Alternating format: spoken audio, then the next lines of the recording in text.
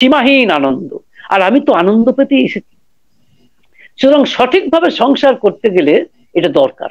যেমন ধরুন, সংসারে থাকতে গেলে আমাদের কি করতে হবে? যেমন ধরুন, আমি বুদ্ধদেবের কথাই বলছি। তিনি কি বলে গেলেন? তিনি বলে গেলেন, দেখো বাবু, তোমাকে যদি আনন্দ পেতে হয় তাহলে প্রথমেই আমাকে ধরতে হবে। কারণ প্রথম কথাটা হচ্ছে বুদ্ধং শরণম গচ্ছামি, অর্থাৎ তাকে ধরতে, আমার কাছে তোমাকে সারেন্ডার করতে হবে। You will have to surrender before me. তখন আর শ্রী শ্রী ঠাকুর অনুকূলচন্দ্র কি বলছেন? বি কনসেন্ট্রিক, তুমি ইষ্টে কেন্দ্রায়িত হও। আচ্ছা, এই দুটো কি আলাদা কথা? ভগবান শ্রীকৃষ্ণ কি বলছেন? যখন অর্জুনকে তিনি বারবার বোঝাচ্ছেন, দেখো ভগবানকে পেতে গেলে জ্ঞান যোগ বোঝাচ্ছেন, ভক্তি যোগ বোঝাচ্ছেন, কর্মযোগ বোঝাচ্ছেন, হ্যাঁ, ধ্যান যোগ বোঝাচ্ছেন। বোঝানোর পরে তিনি বলছেন, অর্জুন তুমি বুঝতে পেরেছো তো? অর্জুন বলছেন, আগে হ্যাঁ, কিন্তু যদি ভুলে যাই? ভগবান শ্রীকৃষ্ণ বলছেন, তুমি সব ভুলে যাও, তুমি শুধু একটা কথা মনে রাখো, নাকি? সর্বধর্মান পরিত্যাজ্য মামেকং শরণং ব্রজ অহং ত্বং সর্ব পাপেভ্য মোক্ষয়সি মাম শুচহ। মানে মা শুচহ, অর্থাৎ তুমি সব ভুলে যেতে পারো, কেবল তুমি আমাকে ভুলো না।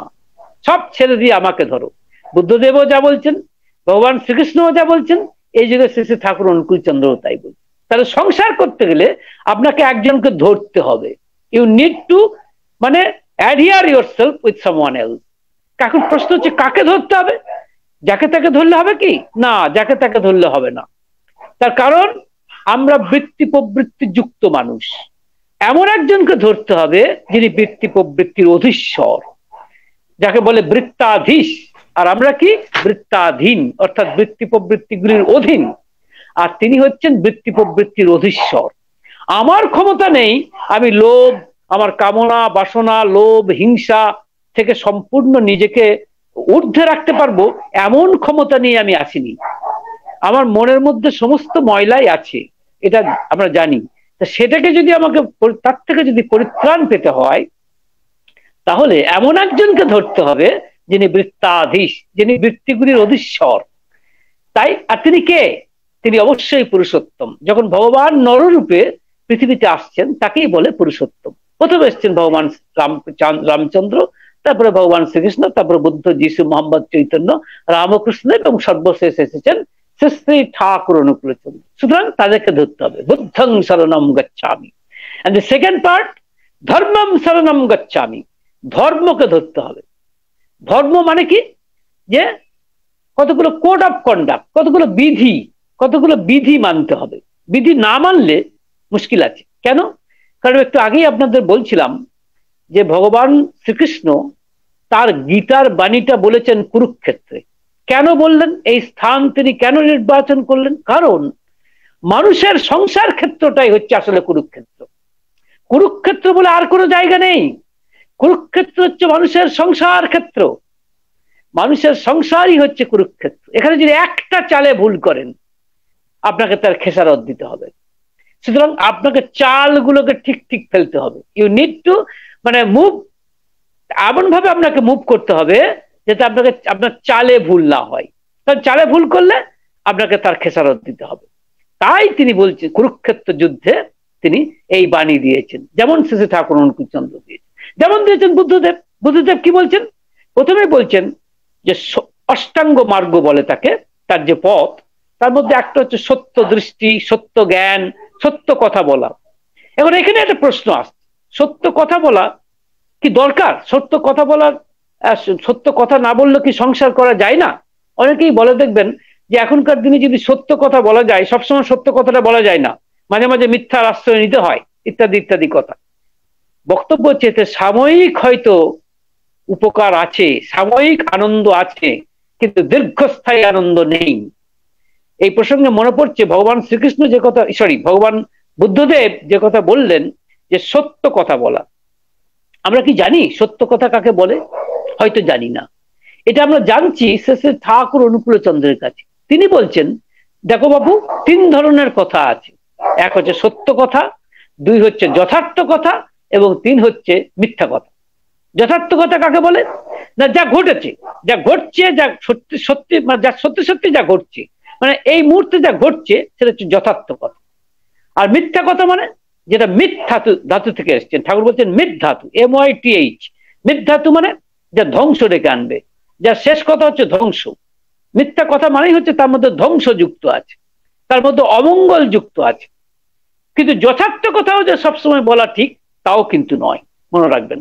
যা ঘটেছে সেটাই সবসময় বলা ঠিক তাও নয়, কারণ এমন হতে পারে যে যথার্থ কথাটা বললেও কিন্তু অনেকের অমঙ্গল হতে পারে। তাই সাকসেসে ঠাকুর অনুকূলচন্দ্র একটি বাণীতে বলেছেন এরকম কথা, যে অনেকটা এরকম যে কথাটা সর্বসমক্ষে বললে অনেকের অমঙ্গল হতে পারে, সেই রকম কথা বলতে তুমি নিজেকে বিরত থাকো, এটা বলছি। আর সত্য কথা কি? সত্য কথা হচ্ছে যার মধ্যে মঙ্গল নিহিত আছে, যার মধ্যে সুন্দর নিহিত আছে। আমি একটা উদাহরণ দিচ্ছি, তাহলে বুঝতে পারবেন যে চালাকি আমি করতে যাচ্ছি, সে চালাকি কিন্তু আমার পক্ষে বিপদ আনবে। আমরা মহাভারতের থেকে আমরা দৃষ্টান্ত নিতে পারি। কিরকম? কারণ এটাও চলার পথে, মহাভারতের কথাগুলো আমাদের সংসারে চলার পথে, আর কিছু না। যা কিছু সব বাস্তব, একেবারে বাস্তবের ভূমিতে দাঁড়িয়ে পুরুষোত্তমরা কথা বলেন। হার্ড রিয়ালিটি, একেবারে রূঢ় বাস্তবের মাটিতে দাঁড়িয়ে তারা কথা বলেন। দেখুন, আপনারা জানেন যে মহাভারতে যে কুরুক্ষেত্র যুদ্ধ হচ্ছে, সেখানে দ্রোণাচার্য যে যুদ্ধ করছেন, তিনি তো অস্ত্র গুরু, স্বাভাবিকভাবেই তিনি একের পর এক সৈন্য ধ্বংস করছেন। এমন একটা অবস্থায় দাঁড়ালো যে পাণ্ডবরা শঙ্কিত হয়ে পড়লো। পাণ্ডবদের অবস্থা অত্যন্ত ভয়ঙ্কর। তার কারণ হচ্ছে দ্রোণাচার্য একের পর এক সৈন্য মানে মেরে ফেলছে। তখন শ্রীকৃষ্ণের কাছে, ভগবান শ্রীকৃষ্ণ তার কাছে শরণাপন্ন হলো, কি করব? তখন তিনি বললেন যে দ্রোণাচার্যের কাছে গিয়ে বলতে হবে যে অশ্বত্থমা হত। আপনারা সবাই জানেন যে দ্রোণাচার্যের ছেলের নাম ছিল অশ্বত্থমা। অবশ্য তাদের একটা হাতিও ছিল, তারও নাম ছিল অশ্বত্থমা। আমরা সবাই জানি যে দ্রোণাচার্যের তার পুত্রের প্রতি একটা দুর্বলতা ছিল, ভয়ঙ্কর দুর্বলতা। তাই যদি এরকম খবর সে পায় যে অশ্বত্থমা হতো, মানে অশ্বত্থমা মারা গেছে, তেমন তার ছেলে মারা গেছে, তাহলে সে ডিপ্রেসড হয়ে পড়বে, বিষাদগ্রস্ত হয়ে পড়বে। তখন সে আর যুদ্ধ করতে পারবে না, এবং সেই অবস্থায় তাকে হত্যা করা হবে। এটাই হচ্ছে পলিসি। এই পলিসিতে ভগবান শ্রীকৃষ্ণ বললেন যে এটাই বলো, এবং প্রথমে কাকে পাঠালেন? প্রথমে অনেকেই গেছে, তার মধ্যে ধরুন একবার ভীম গেল। ভীম গিয়ে দ্রোণাচার্যকে বললেন যে অশ্বত্থমা হত। দ্রোণাচার্য কিন্তু বুঝলেন যে ভীম অসত্য কথাও বলতে পারে, তার কারণ ভীমের এমন রেপুটেশন নেই যে ভীম সবসময় সত্য কথা বলবে। তাই তিনি কিন্তু আদৌ কিন্তু মুভড হলেন না, আদৌ বিচলিত হলেন না, সমানে যুদ্ধ চালিয়ে গেলেন। তখন ভগবান শ্রীকৃষ্ণ কাকে বললেন? বললেন যুধিষ্ঠিরকে, যাকে আমরা ধর্মপুত্র বলে জানি, যাকে আমরা সত্যবাদী যুধিষ্ঠির বলে জানি। তাকে বললেন, বাপু হে, তুমি গিয়ে ভগবান দ্রোণাচার্যকে গিয়ে বলো অশ্বত্থমা হত। এবার এই কথা যখন বলা হলো, এটা কি মিথ্যা কথা? আদৌ নয়, সত্যি সত্যি তো আমাদের কি বলে অশ্বত্থমা বলে হাতিটা গজটা তো সত্যি মারা গেছে। তাহলে এটা মিথ্যা কথা বলতে বলেননি পুরুষোত্তম। কিন্তু যুধিষ্ঠির কি করলো? বিচার করতে বসলো, পুরুষোত্তমের কথাকে নিয়ে বিচার করতে বসলো। কি বিচার? যে এই কথাটা আমি বলবো, এই কথা বলা কি ঠিক হবে? এটা তো ঠিক নয়, এটাতে বললে তিনি ব্যথা পাবেন। আমি সত্যি কথাটাই বলবো, একেবারে যথার্থ কথাটা। যথার্থ কথা কি না, ওই হাতিটা মারা গেছে, এই কথাটাই আমি বলবো। আমি কিন্তু ওই ভগবান শ্রীকৃষ্ণ যা বলছেন যে দ্রোণাচার্য কি বলে অশ্বত্থমা হতো, এই কথা আমি বলবো না, কারণ আমি সত্যবাদী। এই দেখুন, একটা অহংকার চলে এলো যুধিষ্ঠিরের মধ্যে, একটা অহংকার চলে এলো। তিনি ভাবলেন যদি আমি ভগবান পুরুষোত্তম যা বলছেন সেটা যদি বলি, তাহলে আমার আমিত্ব থাকে না। যেমন এই একটু আগে আমরা উদাহরণ দিচ্ছিলাম, বৃষ্টির ফোঁটা সে সমুদ্রে পড়ার প্রাক মুহূর্তে মনে করছে যে সমুদ্রে পড়লে আমার আর আমিত্ব বলে কিছু থাকবে না। সেরকম যুধিষ্ঠির ভাবছে, আরে আমি সত্যবাদী, এটাই আমার অহংকার, তাই আমি কেন বলবো অসত্যমা হত? আমি বলবো হাতি, একটা অসত্যমা বলে যে হাতিটা আছে সেইটা মারা গেছে। এবং তিনি, অর্থাৎ তার মানেটা কি, পুরুষোত্তম যা বললেন সেটাকে তিনি অগ্রাহ্য করলেন, তার উপর বিচার করতে বসলেন। অর্থাৎ পুরুষোত্তমের কথাকে পূর্ণ মর্যাদা তিনি দিলেন না, পুরুষোত্তমের প্রতি তিনি নিজেকে পূর্ণ সমর্পণ করলেন না। কে? যুধিষ্ঠির, যার সম্পর্কে আমরা এত শ্রদ্ধা করি, সত্যবাদী যুধিষ্ঠির, তিনি পর্যন্ত করলেন না। তিনি কি করলেন? তিনি এটা গিয়ে বললেন। আবার ভগবান শ্রীকৃষ্ণকে চড়াতেও পারছেন না, তাই তিনি ভাবলেন ঠিক আছে ইতি গজ কথাটা একটু আসতে বলবো। কিন্তু ভগবান শ্রীকৃষ্ণ সবই জানতেন যে যুধিষ্ঠির কি করতে যাচ্ছেন, সেই জন্য তিনি ব্যবস্থাও করে রেখেছিলেন, আপনারা সবাই জানেন, আমি বিস্তারিত বলছি না। তিনি গিয়ে দ্রোণাচার্যের কাছে গিয়ে বললেন অশ্বত্থমা হত ইতি গজ। ইতি গজ কথাটা কিন্তু ভগবান শ্রীকৃষ্ণ বলতে বলেননি, এটা যোগ করেছেন যুধিষ্ঠির, যেটা আমরা করে থাকি। ঠাকুর অনুকূলচন্দ্র আমাদের যা বলেছেন আমরাও কিন্তু এরকম ভাবার কোনো কারণ নেই যে আমরা যারা সৎসঙ্গী তারা শেষে ঠাকুর অনুকূলচন্দ্রের সব কথাকে মেনে চলি, পারি না। কিন্তু অনেক সময় পারি না, আবার অনেক সময় মনটা সাইও দেয় না।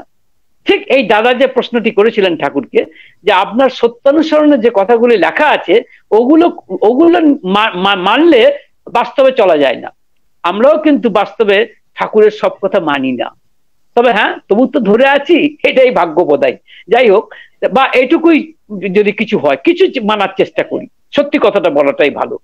তাহলে যুধিষ্ঠির কিন্তু ঠিক আমাদের মতো যুধিষ্ঠির পর্যন্ত ভুল করলো। আপনারা বোধহয় জানেন কিনা জানি না, যদি আমরা অনেকেই জানেন যে যুধিষ্ঠিরকে নরকবাস করতে হয়েছিল। নরকবাস কথাটা মানেটা কি, মানে তাকে কষ্ট ভোগ করতে হয়েছিল, অর্থাৎ এটা পাপ করেছিলেন তিনি। পাপটা কি? লোকে বলে যে তিনি সত্য কথাটা একটু আসতে বলেছিলেন, সেই জন্য তাকে এটা একটা পাপ হয়েছিল, তার জন্য নরকবাস করতে হয়েছিল। নো, আমি বলছি না, এটা ঠিক নয়। এই কারণেই তাকে পাপ ভোগ করতে হয়েছিল যে তিনি পুরুষোত্তমের কথাকে মান্যতা দেননি। তিনি পুরুষোত্তমের কথার উপরে বিচার করতে বসেছিলেন। তিনি ভগবান শ্রীকৃষ্ণ যা বললেন তাকে যে আদেশ করলেন যে তুমি গিয়ে শুধু এইটুকু বলো অশ্বত্থমা হতো, কিন্তু তিনি তার সঙ্গে ইতিগজ কথাটা যোগ করলেন।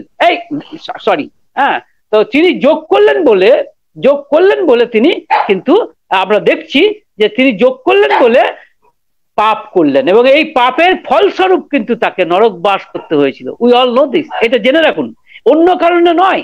সুতরাং পুরুষোত্তমকে না, তার প্রথম কথা হচ্ছে ধর্মকে অবলম্বন না করলে যে সংসার করা যায় না, তার প্রথম কথাটা হচ্ছে যে ইষ্টকে মানতে হয়। You need someone who is above complexes. সুতরাং ইষ্টকে মানতে হবে। ইষ্টকে না মানলে, অর্থাৎ বুদ্ধকে স্মরণ না করলে কিন্তু আপনার কোনো লাভ হবে না। ফার্স্ট কথা। সেকেন্ড কথা হচ্ছে ধর্মম শরণম গচ্ছামি, ধর্মকে মানতে হবে। ধর্মকে যদি আপনি না মানেন, ধর্ম মানে কতগুলো কোড অফ কন্ডাক্ট, যেটা একটু বলছিলাম, যে তাহলে এই যে বলছিলাম আপনাকে সত্য কথাই বলতে হবে। এমন সত্য কথা কাকে বলে? সত্য কথা সেটাই যেটা মঙ্গলপ্রদ, যেটা সবার জন্য সুন্দর। সত্য মানে হচ্ছে সেখানে শিবের আরাধনা আছে, সেখানে সুন্দরের আরাধনা আছে, সেখানে মঙ্গলের আরাধনা আছে। তেমনি আমাদের সংসার ক্ষেত্রে চলতে গেলে অনেক সময় দেখা যায় যে আমরা অহেতুক মিথ্যার আশ্রয় নিই, তার কিন্তু প্রয়োজন নেই। সবসময় আপনাকে যথার্থ কথাটাই যে বলতে হবে তারও কোনো মানে নেই। আপনাকে বলতে হবে সত্য কথাটা, যাতে আপনার নিজের এবং অন্যের প্রত্যেকের উপকার হয়। এই কথাটা বুঝে নিতে হবে। সেকেন্ডলি দেখুন, আমরা একটু আগে যেটা বলছিলাম যে পাপ পুণ্য বিচার, কোনটা ঠিক কোনটা ভুল, এটা সংসারে চলার পক্ষে প্রয়োজন আছে। কেন প্রয়োজন আছে বলি, এই অনেকে মনে করে যে এইটা একটা খারাপ কিছু করলাম সেটা পাপ। নো, পাপ পুণ্যের শেষ কথা, পাপ পুণ্যের শেষ ডেফিনেশন আপনাকে জানতে হবে পুরুষোত্তমের কাছে, এছাড়া আর কেউ বলতে পারবে না। আমি দায়িত্ব নিয়ে বলছি যে পাপ পুণ্যের ডেফিনেশনের ব্যাপারে, পাপ পুণ্যের সংজ্ঞার ব্যাপারে শেষ কথা বলেছেন শ্রী ঠাকুর অনুকূলচন্দ্র। অন্তত আমি এরকমটা শুনিনি, কারণ তিনি বলছেন পাপ পুণ্যের বিচারে কি বলছেন, যা অস্তিত্বকে বিপন্ন করে, অস্তিত্ব থেকে যা পতিত করে তাই হচ্ছে পাপ, আর অস্তিত্বকে যা রক্ষা করে তাই হচ্ছে পুণ্য। এই ধরনের ডেফিনেশন আর কোনো জায়গায় আমি শুনিনি, এবং এর চেয়ে বেস্ট ডেফিনেশন আমার জানা নেই। তিনি কি বলছেন আরেকবার শুনুন।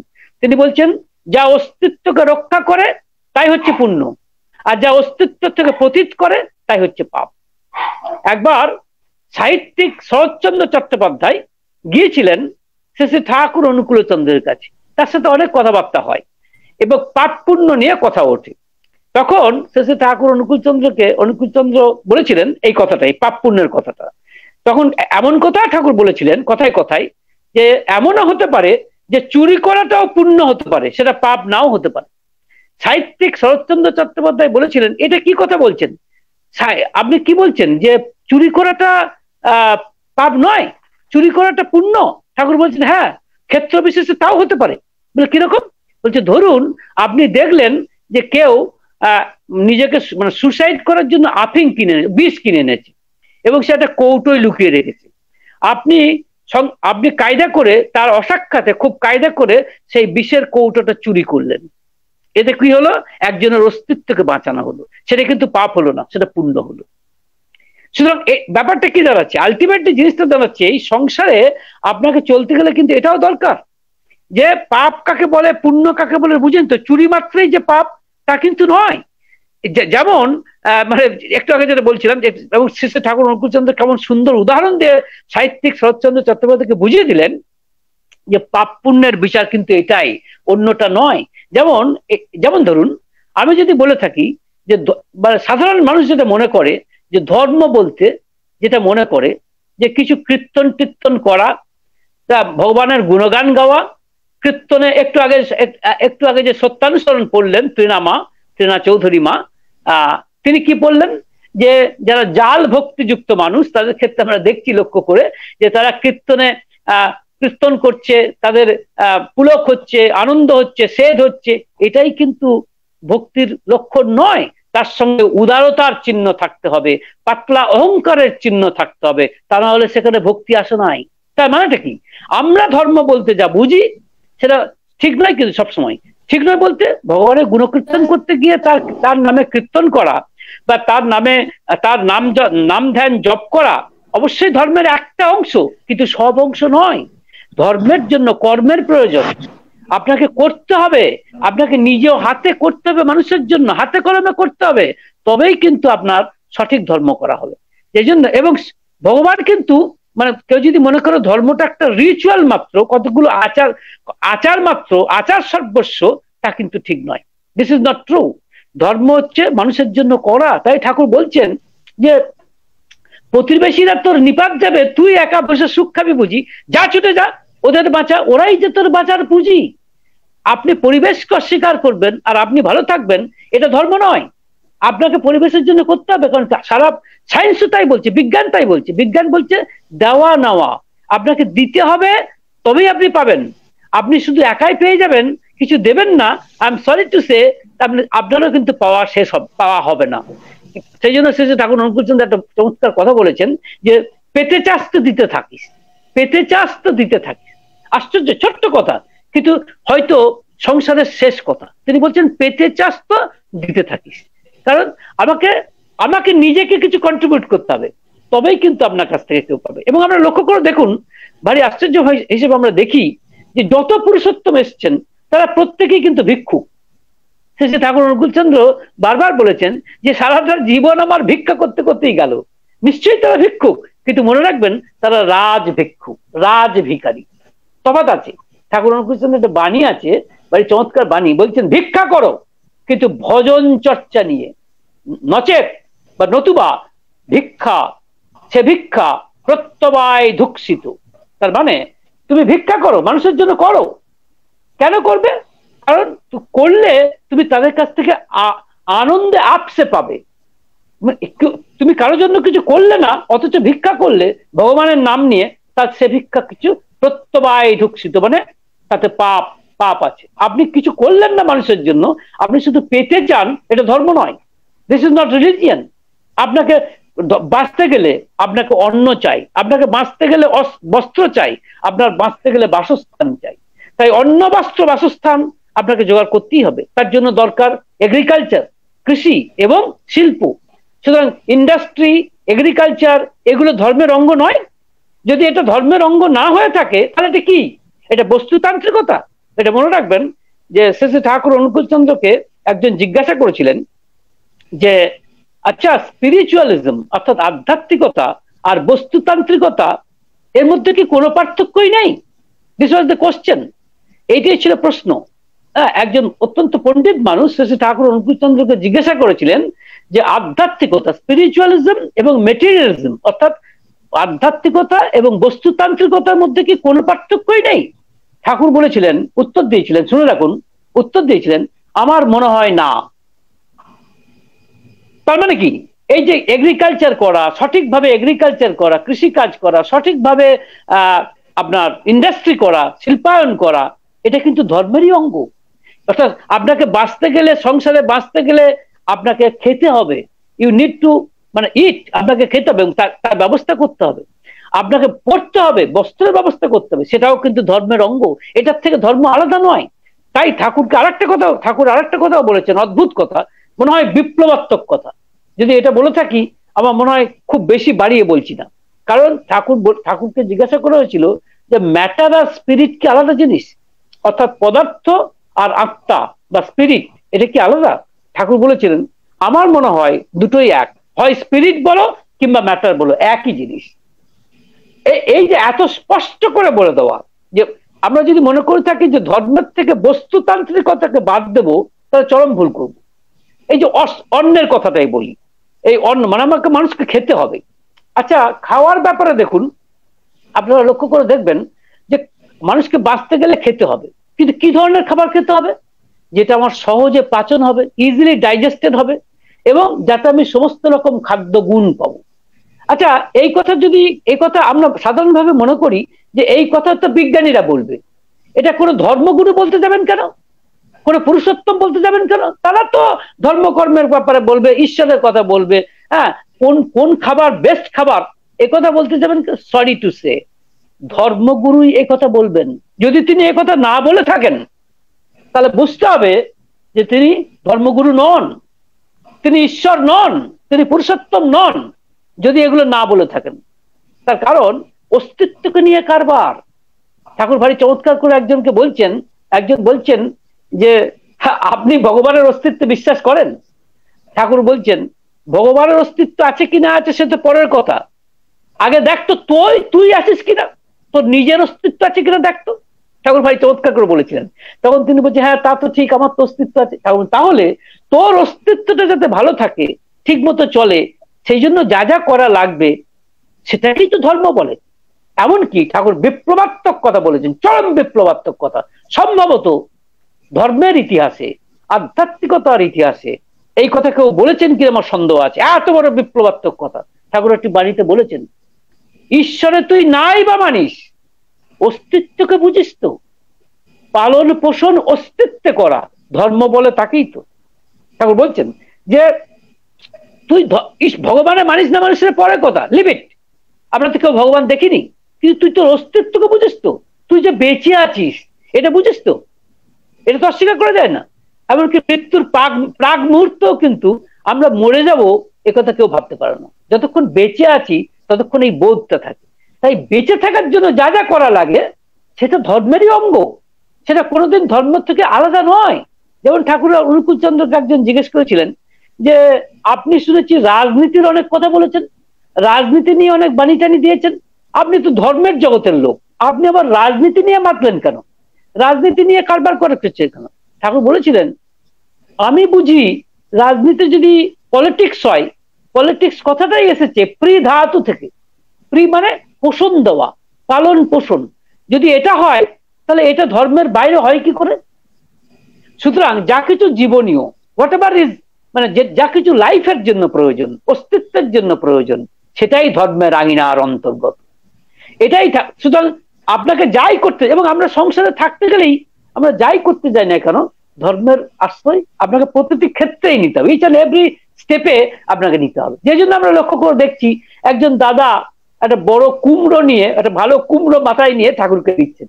ঠাকুর বলছেন বাহ, এত বড় কুমড়ো তো তোর জমিতে ফলেছে? বলছে আগে হ্যাঁ ঠাকুর। ঠাকুর বলছেন যে এই কুমড়োটা ভালো করে এর বিচিগুলো রেখে দিবি, এই বিচিগুলো লাগাবি। তো ঠাকুর বললেন এত বড় কুমড়ো তুই ফলালি কি করে? বললো ঠাকুর এই এক ধরনের বীজ কোথা থেকে পেয়েছিলাম, সেটা লাগিয়েছি, সারটার একটু দিয়েছিলাম। তো ঠাকুর বলছেন এই বীজ থেকে দেখ আরো ভালো কি করে ইয়ে করতে পারিস, কুমড়ো তৈরি করতে পারিস। তার মানে কি এগ্রিকালচার থেকে তিনি বুস্ট আপ করছেন। আবার একজন এসেছেন, সে একজন সাধারণ ঢাকি, মানে ঢাক বাজায়, ঢোল বাজায়। তাকে বলছেন যে তুই তো খুব ভালো ঢোল বাজাস, তো কি দিয়ে বাজাস? সে বললো যে আমাদের চামড়ার খোল দিয়ে বাজাই। ঠাকুর বলছেন চামড়া বাদ দিয়ে, চামড়া থাকবে কিন্তু অন্যান্য কাঠের না হয়ে অন্য মেটালের হতে পারে না ঢোলগুলো? তো বলছে আগে মেটালের তো হয় না, আমরা তো এক ধরনের ঢোলই করি। ঠাকুর বলছে না, দেখ তোর কিন্তু তাল জ্ঞান আছে, তোর কিন্তু ঢোল বাজনা সম্পর্কে ধারণা আছে, তুই নানা ধরনের ঢাক কিনে তৈরি করে বাজিয়ে দেখ। তার মানে কি, যার যা প্রতিভা আছে, যার যা ট্যালেন্ট আছে, সেটাকে ঠাকুর বুস্ট আপ করতে বলছেন, এগিয়ে নিয়ে যেতে বলছেন, আরো তোরে করতে বলছেন। এটাই তো ধর্ম। লোকে তো অবাক হয়ে ভাববে এটা কি কথা, একজন ধর্মগুরু সে এইসব কথা বলছেন কেন, বাট এটাই ধর্ম। বুদ্ধদেব এটাই চেয়েছিলেন। বুদ্ধদেব কি দেখলেন, যে সংসারে দুঃখ আছে, মানুষের দুঃখ আছে, এই দুঃখ থেকে বাঁচতে গেলে আমার ধর্মকে প্রয়োজন আছে। মানে কতগুলো নীতি, এবং তিনি যা করে গেছেন, তিনি এই আইনগুলো দিয়ে গেছেন, অর্থাৎ ধর্ম দিয়ে গেছেন। এবং অবশ্যই শেষ কথা তিনি বলছেন, সংঘং শরণম গচ্ছামি, একটা সংঘ দরকার। যেমন এই যে একটা সংঘ হিসেবে যদি শ্রী শ্রী ঠাকুর অনুকূল চন্দ্র সৎসঙ্গ নিউ ইয়র্ক সিটি এই সংঘ হিসেবে একটা প্ল্যাটফর্ম যদি এরা না তৈরি করতেন, তাহলে আমি কি এখানে বলতে পারতাম, বলার সুযোগটা পেতাম না। সুতরাং উই নিড এ প্ল্যাটফর্ম, আমাদের একটা প্ল্যাটফর্মের প্রয়োজন আছে। এই প্ল্যাটফর্মকে আপনি সংঘ নামই দেন বা যে কোনো নামই দেন, give it any name, doesn't matter, কিন্তু এটা লাগবে। সুতরাং তিনটে জিনিস সংসার করতে গেলে লাগবে। প্রথমেই লাগবে যিনি সবটা জানেন, হি হু নোজ এভরিথিং, যিনি সবটা নিখুঁত ভাবে জানেন, যিনি 100% পারফেক্ট, যার কোনো ভুল হয় না। ভগবান শ্রীকৃষ্ণ, তার চালে কোনো ভুল হয়নি। বুদ্ধদেব, তার চালে কোনো ভুল হয়নি। শ্রী ঠাকুর অনুকূল চন্দ্র, তার চালে কোনো ভুল হয় না, হতে পারে না। সুতরাং তাকে প্রথমেই ধরতে হবে, বি কনসেন্ট্রিক। সংসারে চলতে গেলে এটা করতে হবে। যদি বলেন কেন, তার কারণ হচ্ছে আমাদের জীবনে দুঃখ আছে, দুঃখ থাকবে, সুখ থাকবে, আনন্দ থাকবে, কিন্তু সর্বোপরি আমার মনকে শান্ত রাখতে হবে। শান্ত মানে কিন্তু ঠাকুর বারবার বলছেন, আমরা শান্তি চাই তো, একজন দাদা সংসারে তো আমরা সবাই শান্তি চাই, everybody, all of us we want piece, আমরা কিন্তু প্রত্যেকেই শান্তি চাই। কিন্তু আমরা জানি না শান্তির ঠিকানাটা কি, শান্তি কাকে বলে। একজন দাদা এসে বলছেন, ঠাকুর সংসারে প্রচন্ড অশান্তি, হ্যাঁ, আমাকে আশীর্বাদ করুন যাতে শান্তি পাই। ঠাকুর বলছেন, দেখ, শান্তি মানে কিন্তু মনের নিথর অবস্থা নয়। মানে চমৎকার কথা, শান্তি মানে মনের নিথর নির্জীব অবস্থা নয়, অচল অবস্থা নয়। মানে শান্তি মানে মনের ইকুইলিব্রিয়াম স্টেট, অর্থাৎ সমান থাকা, দুঃখে এবং সুখে মনটাকে বিচলিত হতে না দেওয়া, সেটাই শান্তি। আর সেটা করতে গেলে আপনাকে একজনকে লাগবে। যখন আপনার দুঃখ আসবে জীবনে, যখন কষ্ট আসবে, যখন সফলতা পাবেন না, সাকসেস পাবেন না, যখন একটার পর একটা ফেলিওর আসবে, তখন একজনকে দরকার, যাকে আপনাকে হৃদয়ের মধ্যে রাখতে হবে, যার কাছে আপনি অভিযোগ জানাতে পারবেন। আপনি বলতে পারবেন, ঠাকুর আমি তো চেষ্টা করছি কিন্তু পারছি না, তবে তুমি আমার আছো, তুমি দেখো যেন আমি বিচলিত হয়ে না পড়ি, এই ফেলিওর যেন আমাকে ডিপ্রেশনে না ভোগাই, আমাকে হতাশ না করে। আপনি একজনকে বলতে পারবেন। এটা যদি সাইকোলজিক্যালি হয়, even if it is totally psychological, যদি ধরেও নি যে সত্যি সত্যি ভগবানের কোনো অস্তিত্ব নেই, তথাপি এর প্রয়োজন আছে। তার কারণ আমি একটা উদাহরণ দিয়ে আপনাকে বলছি, যারা তথাকথিত র্যাশনালিস্ট, তথাকথিত বাস্তববাদী, তথাকথিত যুক্তিবাদী, তারা বলে থাকে ওই ভগবান হচ্ছে মানুষের কল্পনা, একটা শিয়ার ইমাজিনেশন। তার কাছে আমার বা তাদের কাছে আমার বিনীত অনুরোধ, যারা যুক্তিবাদী, যারা বাস্তববাদী, তাদেরকে আমার মানে করজোরে অনুরোধ আছে, অনুরোধ হচ্ছে এই, আচ্ছা আপনারা সিনেমা দেখেন না, আপনারা থিয়েটার দেখেন না, নাটক দেখেন না, যাত্রা দেখেন না? আচ্ছা, থিয়েটার, যাত্রা, নাটক এগুলোও তো না, এগুলোও তো কল্পনা। কিন্তু আমরা লক্ষ্য করছি, যখন আপনি সিনেমা দেখছেন, তখন আপনি নায়কের আনন্দে আনন্দিত হচ্ছেন, নায়ক নায়িকার আনন্দে আনন্দিত হচ্ছেন, তাদের দুঃখে দুঃখিত হচ্ছেন। কেন? আমি যদি বলি এও তো আপনার পাগলামি নয়, কারণ এটাও তো পিওর একটা কল্পনা, এটাও তো শিয়ার ইমাজিনেশন, এটা তো বাস্তব নয়। তাহলে আপনি অহেতুক ভাবে কাল্পনিক আনন্দে আনন্দিত হচ্ছেন, কাল্পনিক দুঃখে দুঃখিত হচ্ছেন কেন? আপনি নিজেকে যুক্তিবাদী বলেন, যে আপনি যে নিজেকে বাস্তববাদী বলেন, কোথায় যাচ্ছে? তার মানে কি, আমরাও কিন্তু জানতে বা অজান্তে একটা আশ্রয় খুঁজছি, একটা শেল্টার খুঁজছি, এটা বুঝে নিতে হবে। সুতরাং একজনকে আমাদের দরকার। আর তিনি কেমন হবেন, তার কতগুলো কোয়ালিটি আছে। এক নম্বর হচ্ছে তিনি হবেন আপুরয়মান। আপুরয়মান মানে তার মধ্যে পূর্বাপূর্ব সমস্ত পুরুষোত্তমকে দেখা যাবে।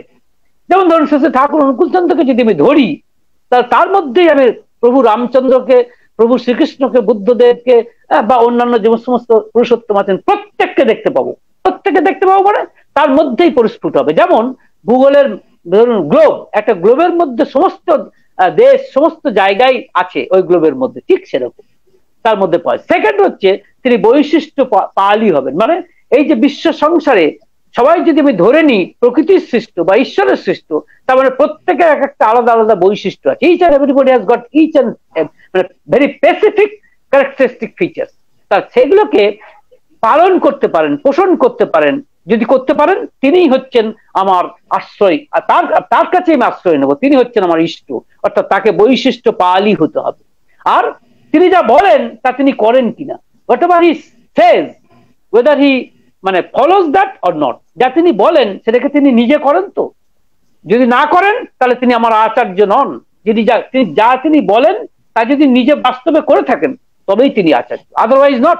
সুতরাং এই জায়গাটা দাঁড়িয়ে তার মানে পুরুষোত্তম যিনি, তিনি একদিকে আপুরমান, একদিকে বৈশিষ্ট্যপালী এবং একদিকে আচার্য এবং একদিকে গুরু।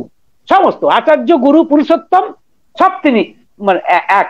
তবেই তাকেই ধরতে হবে। তাকে ধরলে যেটা হয়, বাড়ি চমৎকার কথা, কালী ষষ্ঠী মা মজা করে বলছেন, বাড়ি মজা করে মানে দূর থেকে আসছেন একদিন, এটা ছোট্ট ঘটনা, ঠাকুর তাকে দেখতে পেয়েছেন, ঠাকুর কিন্তু দেখতে পেয়েছেন ভক্ত পরিবৃত হওয়া সত্ত্বেও। তার মানে কি, তার অ্যালার্টনেস দেখুন, তিনি সদা সতর্ক, পরিবেশে যা ঘটছে সব তিনি দেখছেন, এভরিবডি মানে সব তিনি ওয়াচ করছেন, অনেক দূর থেকে আসছেন কালী ষষ্ঠী মা। তাকে দেখেই ঠাকুর বলছেন, এই দেখো পয়মন্তর মানুষ এসে গেছে, দেখলেই পরানটা ঠান্ডা হইয়া যায়। তখন কালী ষষ্ঠী মা শুনতে পেয়েছেন, তিনি বলছেন, ঠাকুর যার কাছে আলি সবার পরান ঠান্ডা হয়, তার কাছেই তো মানুষ আসে, আমিও তো এসেছি আপনার কাছে পরান ঠান্ডা করার জন্যই। সংসারের যা জ্বালা ঠাকুর, তা দেখুন সংসারের জ্বালা কিন্তু সবার আছে, কালী ষষ্ঠী মা বলে নয়। যার পয়সা আছে, যার আপাত ভাবে যার স্বাস্থ্য ভালো, পয়সা আছে, যে সুখী তথাকথিত, তারও কিন্তু দুঃখ আছে। কারণ পৃথিবীটা কিন্তু সংসার ক্ষেত্রে এত সহজ নয়। সংসার ক্ষেত্র আসলে কুরুক্ষেত্র যুদ্ধের সামিল, কুরুক্ষেত্র, সেইটা বুঝে নিতে হবে। কাজেই সবারই কিন্তু আছে। সুতরাং তাই এমন একজনকে দরকার যার কাছে এলে কি বলছেন, মানে পরাণ জুড়ায়, পরাণটা ঠান্ডা হয়ে যায়, ঠাকুরের কথাই এই পরাণ ঠান্ডা হয়ে যায় যার কাছে, তার কাছে আসতে হবে।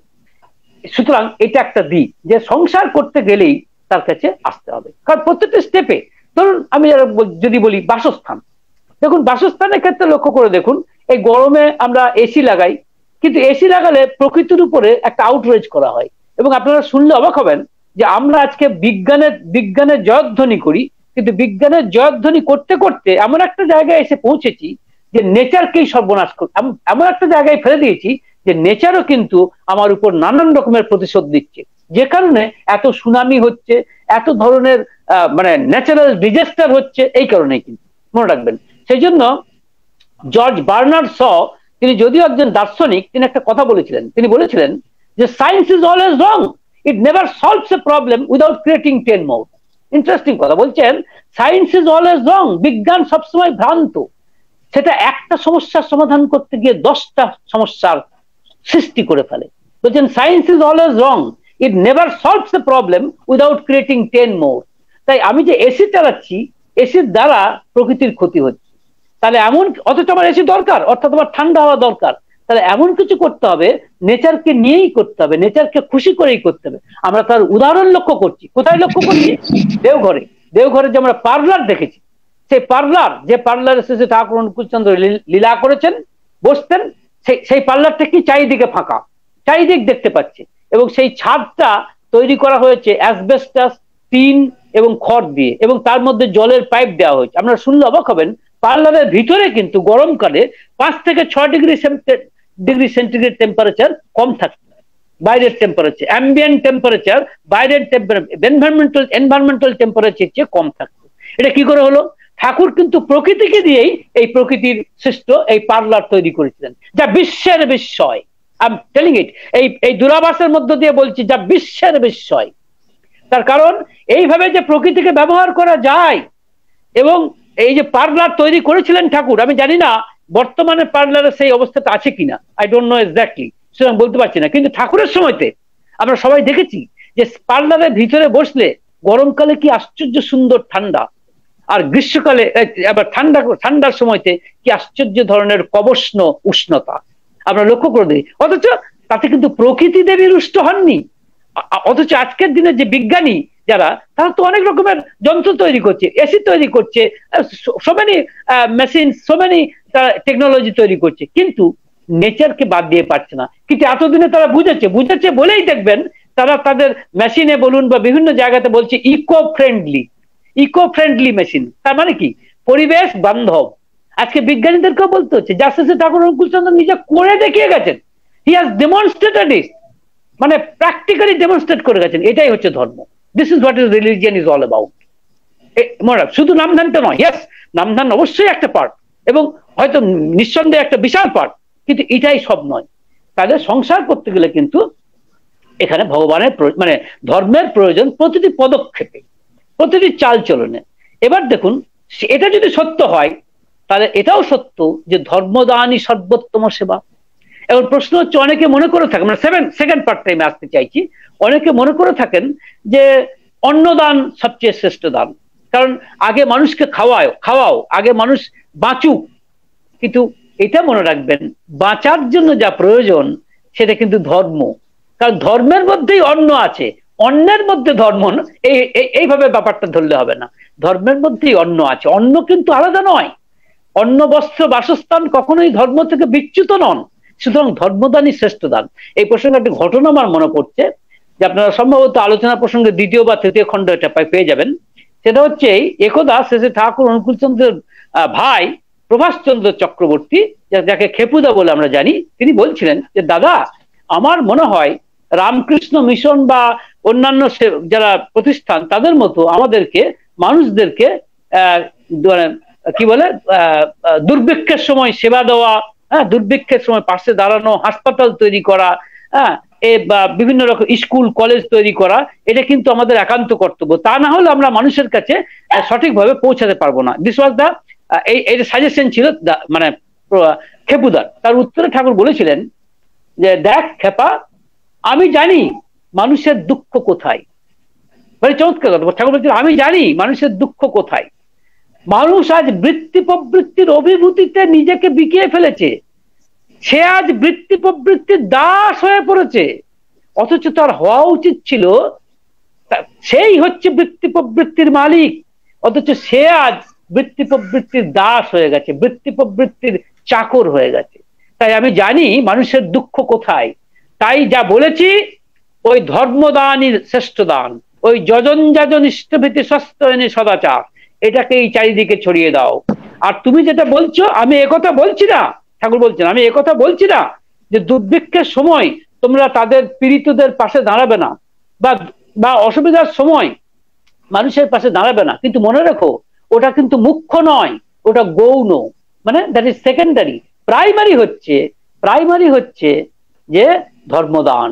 ধর্মদান মানে ওই নাম, শ্রী শ্রী ঠাকুর অনুকূলচন্দ্র যে সৎ নাম দান করেছেন, সেই সৎ নামটা লোকের কাছে চালিয়ে দেওয়া, এই নামটাকে মনে মনে উচ্চারণ করা, এবং এই নামের যিনি নামী, অর্থাৎ যিনি মূর্ত প্রতীক, সেই শ্রী শ্রী ঠাকুর অনুকূলচন্দ্রের বড় তরুটুকু, অর্থাৎ তার চেহারাটা, তার ছবিখানি আমার অন্তরের মধ্যে দোলনায় দোলার মতো করে দোলাতে, অর্থাৎ নিত্য দোল যাত্রা ঘটাতে হয়। এটা কিন্তু ধর্ম। তাহলে কি হবে? এখন প্রশ্ন হতে পারে যে এটা কি কথা বললেন ঠাকুর, এটা কি হবে? আপনারা যারা সবাই ঠাকুরের দীক্ষা নিয়েছেন, তারাই কি বৃত্তি প্রবৃত্তির অধীশ্বর হয়ে গেছেন? না, তা হতে পারেনি। এটা যদি কেউ বলে থাকে যে শ্রী ঠাকুর অনুকূলচন্দ্রের আমরা দীক্ষা নিয়েছি, বা সোজা কথায় আমরা ধর্ম পেয়েছি, ধর্মদান করেছেন শ্রী ঠাকুর, তাই আমরা বৃত্তি প্রবৃত্তির অধীশ্বর হয়ে গেছি, বা আমরা কি এই সমস্ত দোষ থেকে নিজেকে ত্রুটিমুক্ত করতে পেরেছি, আমি বলছি না, একবারও তা বলছি না। কিন্তু একটা জিনিস হয়েছে। কি হয়েছে?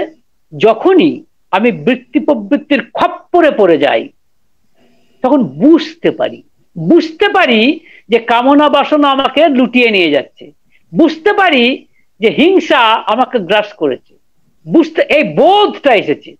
আর বোধটা আসা সত্ত্বেও কিন্তু আমরা করি, এমন নয় যে বোধ এসেছে বলেই বৃত্তি প্রবৃত্তির অভিভূতিটিকে গুটিয়ে যায়, নো, তা সত্ত্বেও আমরা পাপ করছি, তা সত্ত্বেও আমরা ঠক্কর খাচ্ছি। কিন্তু কোথাও এই ঠাকুর আছেন, ঠাকুর এগুলো বলে গেছেন, ঠাকুর যেগুলো আমাদের বুঝিয়ে দিয়েছেন, তার জন্য কোথাও মনে একটা একটা প্রিকিংও হচ্ছে, মানে বিবেকের একটা খোঁচাও আসছে। তাই তো যা করছি এটাতে করতে ঠাকুর বলেননি।